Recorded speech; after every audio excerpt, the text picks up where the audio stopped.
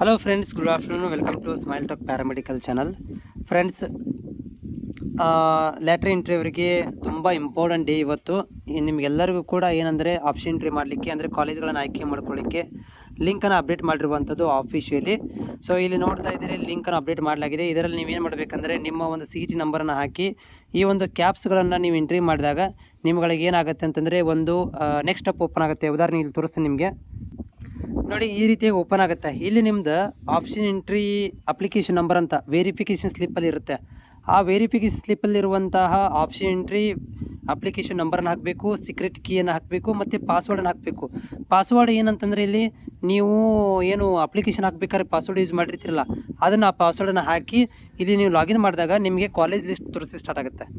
Okay, college ಲಿಸ್ಟ್ಗಳನ್ನು ನಿಮಗೆ ಇಲ್ಲಿ ಕಾಣಿಸ್ಲಿಕ್ಕೆ start ಆಗುತ್ತೆ. ಅಲ್ಲಿ ನಿಮಗೆ ಫಸ್ಟಿಗೆ ಯಾವ್ದು ಬೇಕು, Gadag DMLT Gadag medical college ಬೇಕಾ, ಬೆಂಗಳೂರು ಮೆಡಿಕಲ್ ಕಾಲೇಜ್ ಬೇಕಾ, ಚಿಕ್ಕಬಳ್ಳಾಪುರದ ಬೇಕಾ. ನೋಡಿ, ಫಸ್ಟಿಗೆ ನಿಮಗೆ ಗೌರ್ಮೆಂಟ್ ಕಾಲೇಜ್ ಬೇಕಂದ್ರೆ ಫೀಸ್ ಕಡಿಮೆ ಬೇಕಂದರೆ 10,000 ರೂಪಾಯಿ ಫೀಸು, 17,000 ರೂಪಾಯಿ ಫೀಸ್ ತನಕ ಬೇಕಂತಂದರೆ ನೀವು ಮ್ಯಾಕ್ಸಿಮಮ್ ಗೌರ್ಮೆಂಟ್ ಕಾಲೇಜ್ಗಳನ್ನು ಆಯ್ಕೆ ಮಾಡ್ಕೊಳ್ರಿ.